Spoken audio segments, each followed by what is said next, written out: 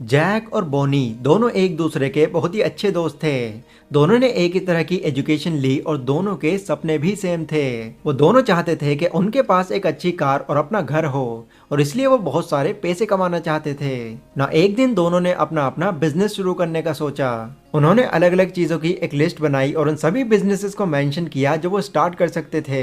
Jack को किसी बारे में ज्यादा सोचने की आदत नहीं थी, तो उसे जो भी आइडिया अच्छा लगता वो उस आइडिया पर काम करना शुरू कर देता। और वहीं बोनी सब चीजों को परफेक्टली करने पर यकीन रखता था, और तब तक कोई काम शुरू नहीं करता था जब तक कि वो उसमें बिल्कुल परफेक्ट ना हो जाए, क्योंकि उसको ये लगता था अगर बिना परफेक्ट हुए कोई चीज स्टार्ट की जाएगी तो वो फेल ही होगी। और जैक बिना ज्यादा माइंड लगाए बस कोई भी काम शुरू कर देता था। पर जब भी उसके साथ कोई प्रॉब्लम होती या चीज उतनी अच्छे से परफॉर्म नहीं करती जितना वो कर सकती थी, तब जैक इन प्रॉब्लम्स का सोल्यूशन ढूंढने में लग जाता था, और इस दौरान उसको बहुत कुछ नया सीखने को मिलता था। इसी तरह काफी टाइम बीत गया।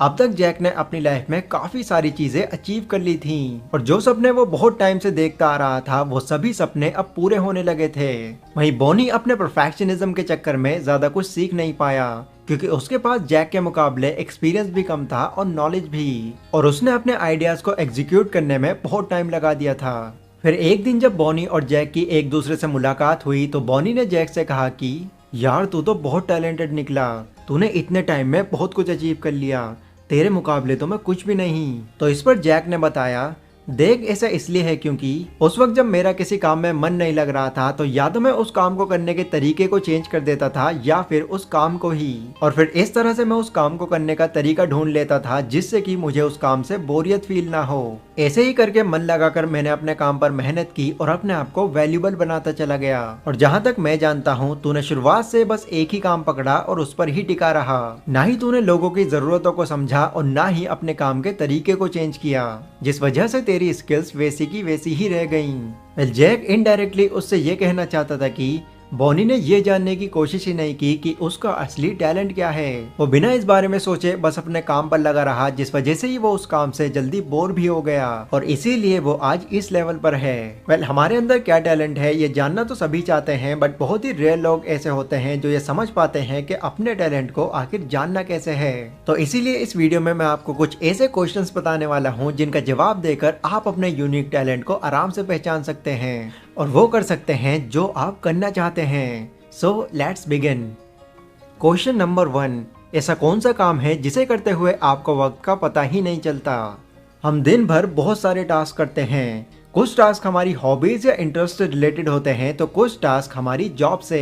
बट कभी कभी हमारे साथ ऐसा भी होता है कि हम किसी काम को सिर्फ 5 मिनट का सोचकर स्टार्ट करते हैं, लेकिन फिर टाइम देखने के बाद हमको पता चलता है कि उस काम को करने में तो हमको 2 घंटे हो चुके हैं। इस बीच ना तो हमें कोई दूसरा काम सूझता और ना ही हमारे माइंड में कोई दूसरा थॉट आता है। बस उस वक्त हमारा पूरा फोकस उसी काम में लगा होता है। आपके साथ भी ऐसा होता होगा राइट, कि आपने कोई काम शुरू किया और उसको करते वक्त कब आप एक फ्लो स्टेट में चले गए आपको ये भी पता नहीं होता ना। इस तरह की चीजें ऐसे काम को करने में फील होती हैं जिसमें हमारा इंटरेस्ट होता है या फिर वो काम हमारे लिए चैलेंजिंग होता है।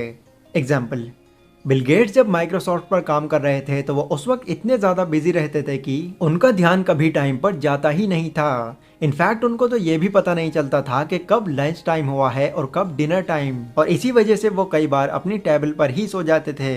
कहने का मतलब ये है कि जिन भी कामों को करने में आपको वक्त का अंदाजा भी नहीं होता, एक्चुअल में उसी काम के अंदर आपका टैलेंट छुपा हुआ होता है। इसलिए खुद से ये क्वेश्चन कीजिए और सोचिए कि ऐसी फीलिंग आपको किस काम को करने में आती है। अगर आपको इस क्वेश्चन का जवाब मिल चुका है तो डेफिनेटली वही आपका टैलेंट होगा।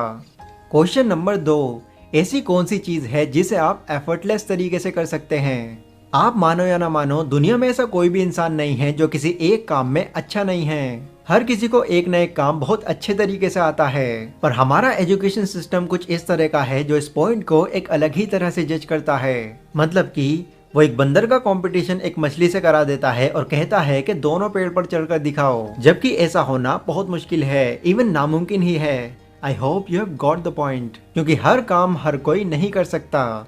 नेचर ने सभी लोगों को अलग अलग बनाया है और सभी लोग अच्छे भी अलग अलग चीजों में ही होते हैं। एग्जाम्पल, किसी के लिए लिखना एक बहुत ही मुश्किल काम है तो किसी के लिए ये एक बहुत ही आसान काम है। किसी को एक्टिंग करने में प्रॉब्लम होती है तो कोई बहुत ही सुंदर तरीके से एक्टिंग कर सकता है।